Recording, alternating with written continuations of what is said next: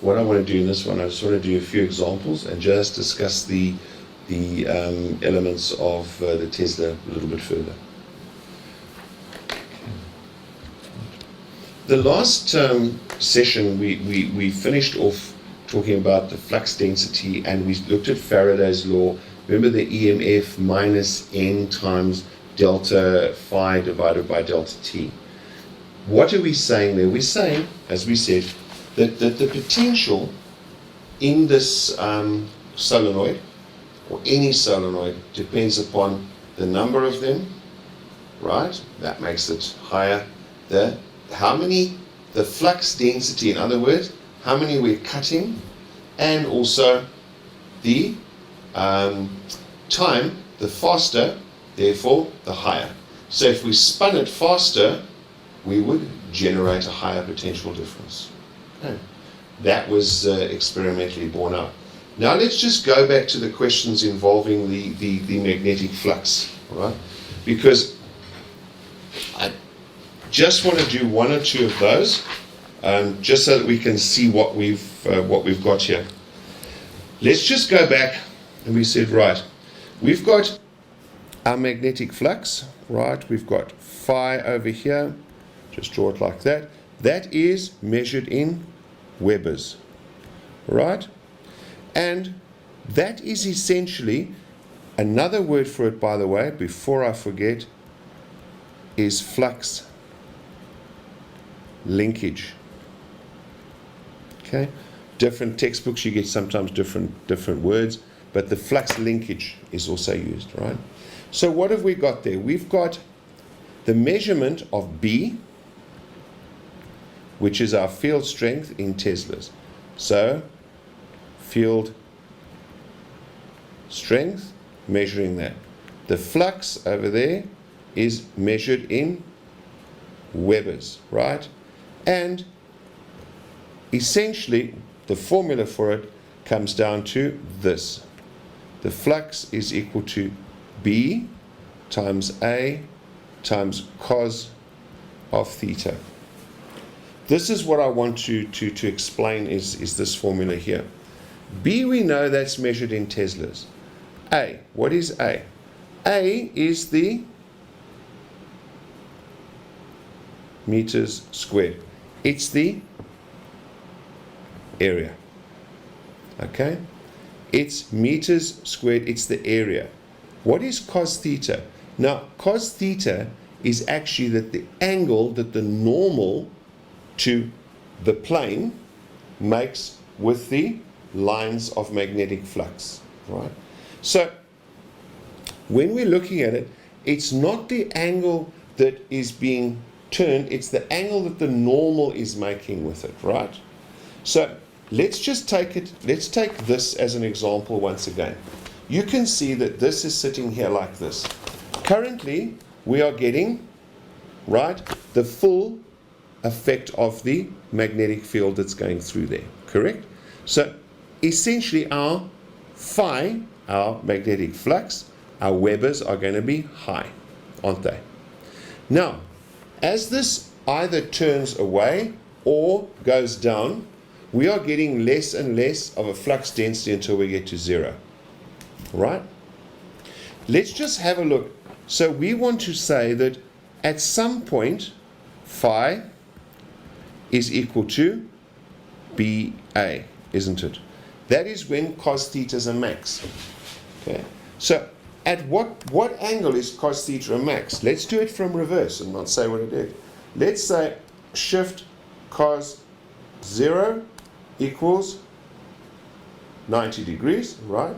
So therefore, that's going to be a max at 0 because cos of 0 is equal to 1. Right? So at this point, cos of 0 degrees, that is going to be 1. So it's a maximum, okay, when the angle is 0 degrees. Well, that doesn't really make much sense if we think about it. But in this case, we've got to look at it like this, and we've got to say, right, we are measuring it based upon the angle, the normal. Okay? The angle here, the normal, is at 0 degrees. Over here, the normal is at 90 degrees to the magnetic flow, isn't it? So at that point, we're going to have phi equal to BA cos of 90 degrees, which is going to be, and if we go bang that out, let's just have a look. Let's say cos 90 is going to be equal to 0. It's going to be BA times 0, which is 0. So the angle we're looking for is the angle that the normal makes to the magnetic flux lines, right? So in this case, you can see the magnetic flux lines are coming through here. This is at an angle of 90 degrees to them. So at the point in between, at any point in between, we have to look and we have to solve for that normal angle, right, between there and there, bearing in mind that at this point, it's 0 degrees, it's the same line, isn't it?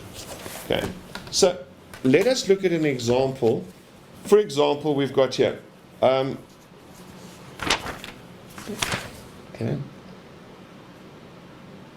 okay. Here is a loop with an area of 1.5 square meters. So we've got area 1.5 square meters. Now it's a loop, okay? Don't forget, it doesn't have to be square, it could be a circle, all right? So they could give us a diameter, and we'd have to work out the area. As long as we know we've got the area. A loop with an area of 1.5 square meters is rotated in a magnetic field of 0.5 Teslas. B is equal to 0.85 Teslas, right? 0.85 Teslas. Calculate the flux through the loop when the loop is, well, they've given us, here's a magnetic field here, all right? And they say that the coil is in that position. In other words, where are we? The coil, magnetic flux is coming this way, so the coil at this point is there, isn't it? Right? It's sitting straight up. Magnetic field, and the coil is sitting there. Right? So that's what we're looking at. We're looking at the magnetic flux passing through the coil. And at this point, it's all going through the coil, isn't it? You can see that. Here, none. But the angle we're looking for is the normal. The normal in this case is going to be equal to our 0, because the normal sits over there and it's parallel to it. So at that point, we would say phi is equal to 0.85 times 1.5 times cos of 0 degrees, okay, which is then going to be equal to 0.85 times 1.5. 0.85 times 1.5 is going to be equal to 1.275 Webers. Okay. Now let us say that the next part of this is the magnetic field does that, but our loop has now turned. We turn the loop this way. Right? Remember, I'm trying to draw it in 3. So the loop is now turned.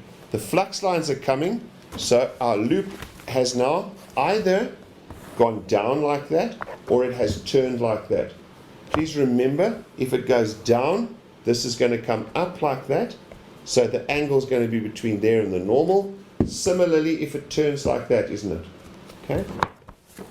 So in this case, we now say, depending upon what they tell us, if they tell us, let us say, that it has turned such that the normal is now at 45 degrees, then it's quite straightforward, isn't it? We can say phi is equal to 0.85 times 1.5 times cos of 45 degrees.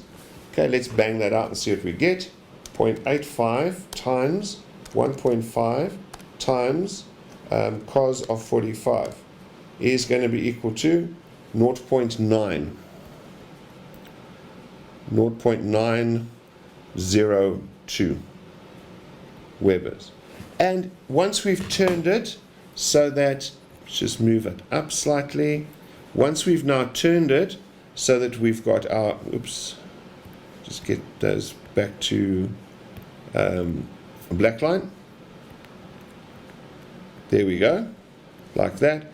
Now we've turned our little coil is now there, okay, and the normal over here is at 90 degrees to the direction of the magnetic flux.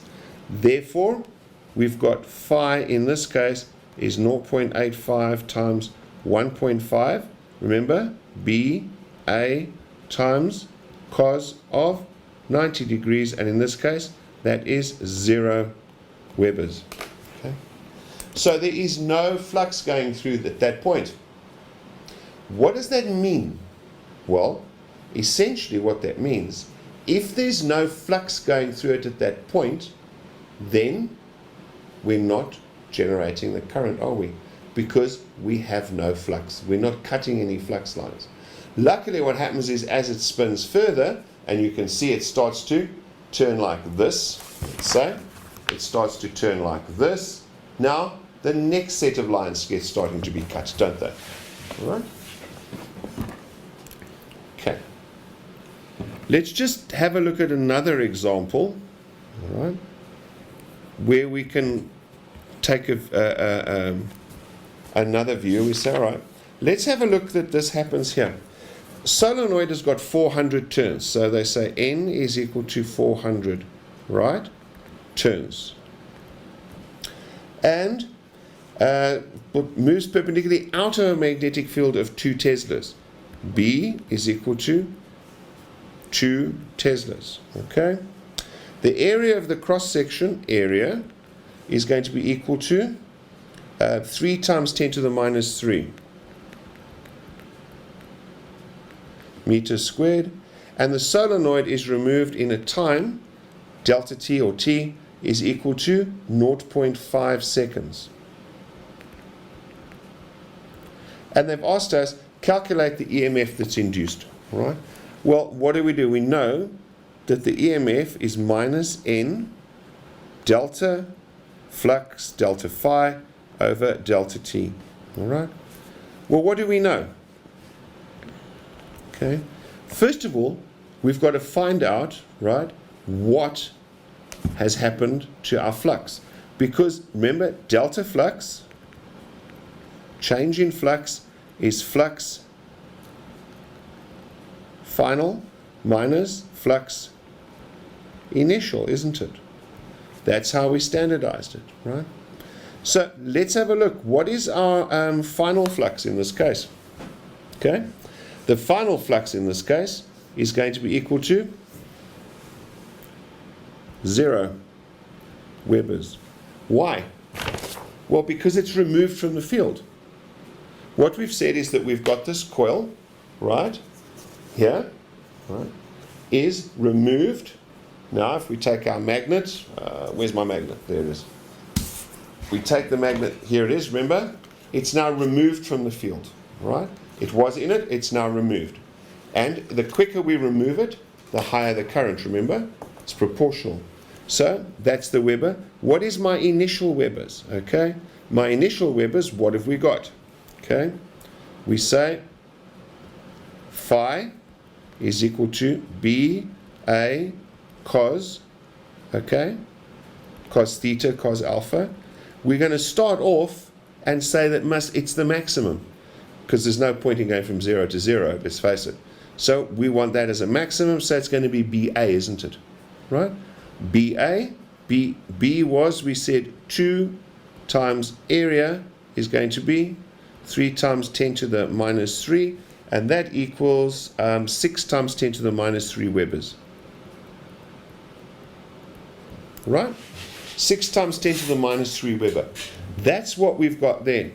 What do we now get as our final? Then we now go and substitute. We say, right, the EMF is minus N times delta phi over delta t, which is minus, and we said 400, I think, times delta phi, we said was 6 times 10 minus 6 times 10 to the minus 3. Sorry, I didn't complete that one. Okay.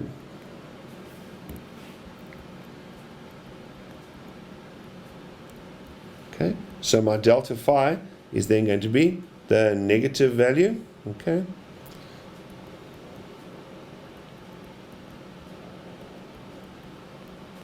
Hope that makes, if that's clear. We've changed it, right? We've changed it and it comes out as a negative. All right. Let's move it up. Okay. There.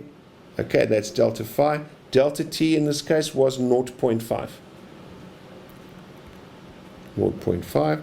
And if you work that out, you get 4.8 volts. Right? So what it's saying is it's saying that 4.8 volts, right, is the EMF that's going to be generated by 400 coils, 400 turns, right, a magnet, okay, inside there with a with a Tesla of 2, right, and pulled out in half a second, right? Now, bear in mind that what you have there is that 2 Tesla magnet is like the MRI kind of magnets, right? They're quite powerful magnets that we use. So we get 4.8 volts that's generated through that, right? So one of the things that obviously we try and do when we're looking at this is we try and increase speed, okay? Or we will try and increase the windings. That's going to give us better than trying to get the magnets bigger and bigger and bigger. Why? Well, it's quite simple. The size of the magnet, okay, is a cost issue. Because if you've got this huge magnets, you're trying to put them into things, what do you end up? You end up with something that's potentially unnecessarily large, right? So obviously we're going to be looking at cutting the lines faster, but yes, you can generate more EMF by increasing the size of the magnet. Obviously you can, right? But in everything that we're doing in physics, as it moves forward, as does chemistry, we have to look at the certain practical constraints of things, right? Yes, we can put huge magnets in there, whatever, but then it can start getting a bit unwieldy, especially if we want to carry this thing around as a little portable generator, right? So you want to wind it to generate an EMF. You don't really want to have to carry 40 kilogram magnets around with you. So we increase that and we increase the speed. Okay. What I'm going to do is I'm going to, in the next one, I'm going to move on to electric circuits, right? Because I want to get into those with some examples as well, because that's going to bring us very close to the end of the physics chapter, because then I want to go back and obviously finish chemistry and also bring in some further examples into this, right? Some examples that you'll have seen in your textbooks, some that I'm taking out, as I say, I've got textbooks from all over the place. So I'm going to try and bring more and more examples to fill in between the theories. And so as I say, the next one is we're going to be doing electrical